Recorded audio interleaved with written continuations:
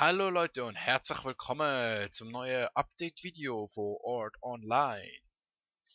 Wir befinden uns gerade auf dem Weg zum ersten Beacon vom ganzen Spiel.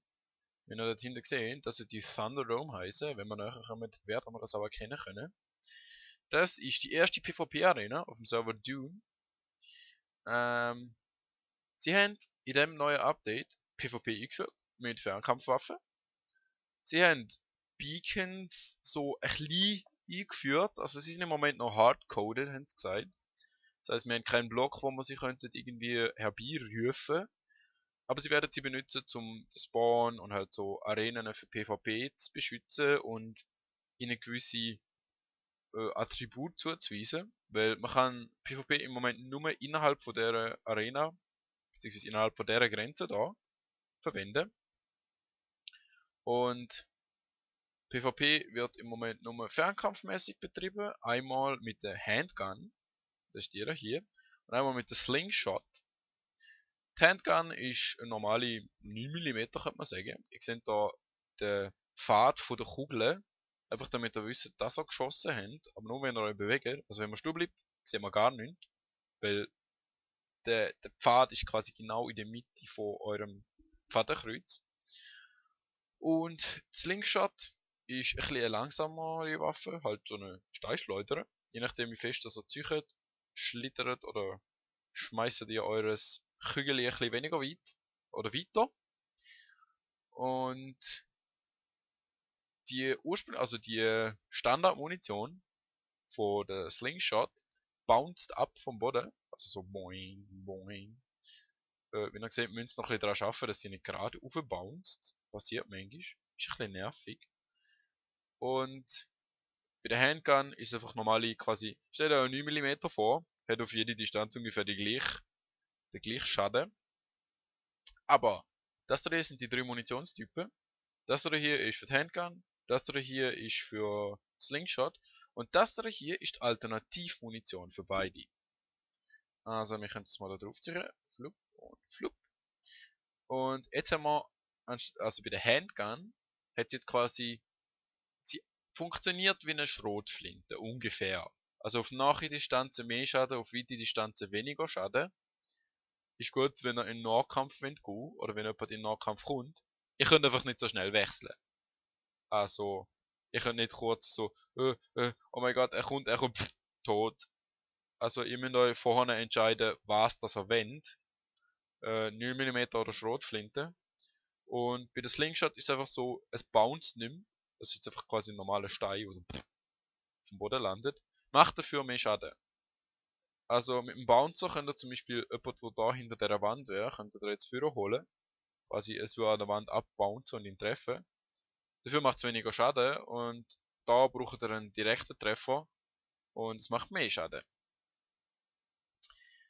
Und was sie auch noch eingeführt haben bei dem Update, sind die Blöcke da. Sind schön orange, ja, ich weiß, sehen wundervoll aus.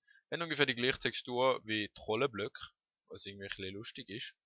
Der Debug-Screen sagt mir, die Blöcke heißen. Ich sehe es nicht.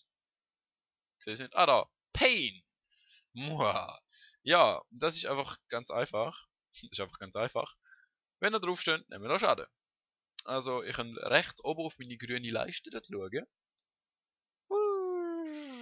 Ich kill mich jetzt nicht. Das mache ich nachher noch. Und die haben es eigentlich da ganz verlegen, haben es aber nicht geschafft, weil wir sie gekillt haben während dem Livestream. Ja, ist lustig gewesen. Und die Beacons da, also wenn ihr links oben im Debug-Screen seht, gibt es jeweils einen Besitzer. Und ich kann einstellen, ob PvP true ist. Mehr Optionen wird es sicher geben, haben wir aber jetzt noch nicht davon gehört oder kann man auch nicht sehen. Und bei den Spawn Beacons, könnte man fast sagen, wird es dann wahrscheinlich PvP False sein. Einfach zum Einstellen. Und das Lustige an diesen Beacons ist, also mit dem PvP, man kann nicht von draußen reinschiessen. Passiert nichts. Man kann nicht von drinnen nach außen schiessen. Man kann nicht schiessen in die Grenze reingehen. und dann jemanden treffen. Bei all diesen Fällen geht es einfach durch die Person durch. Man kann von ihnen schiessen und dann über die Grenze rausgehen. Und immer noch jemanden treffen.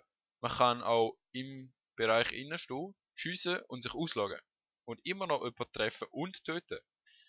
Also es kommt einfach darauf an, ob ihr in der Grenze steht und schiessen. Mehr nicht. Und wir sehen vielleicht gerade einen Freiwilligen, der uns zeigen kann, wie wir Leute umbringen können. Vielleicht haben wir Glück. Falls nicht, man kann sich auch selber umbringen. Also wenn ich da gerade raufschiesse, dann sterbe ich. Und wir haben da gerade einen Wo ist er? Ah, dort. Und piu, piu, piu, piu. Haha, haha, haha, haha. Hui. Okay, er versteckt sich. Wir nehmen unsere Steinschleuder, haben sie gerade im Anschlag. Und ja, die Steinschleuder ist ein bisschen ein schlechtes Utensil. Okay, wir nehmen wieder unsere 9 mm. Piu, piu und tot. Seht ihr, wie befriedigend das Gefühl ist?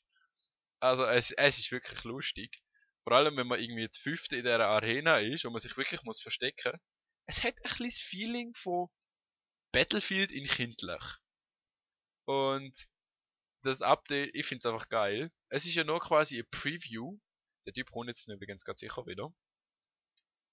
Vielleicht, vielleicht auch nicht. Vielleicht lockt er sich wieder raus und ist jetzt Trübsal am Blasen. Vielleicht kommt er auch wieder. Auf jeden Fall beende ich das Video da. Ich hoffe, es hat gefallen. Lasst einen Kommentar da, falls ihr noch irgendwas vom Update wisst. Falls ihr noch irgendwas wollt wissen. Ich hoffe, ich habe alles gesagt.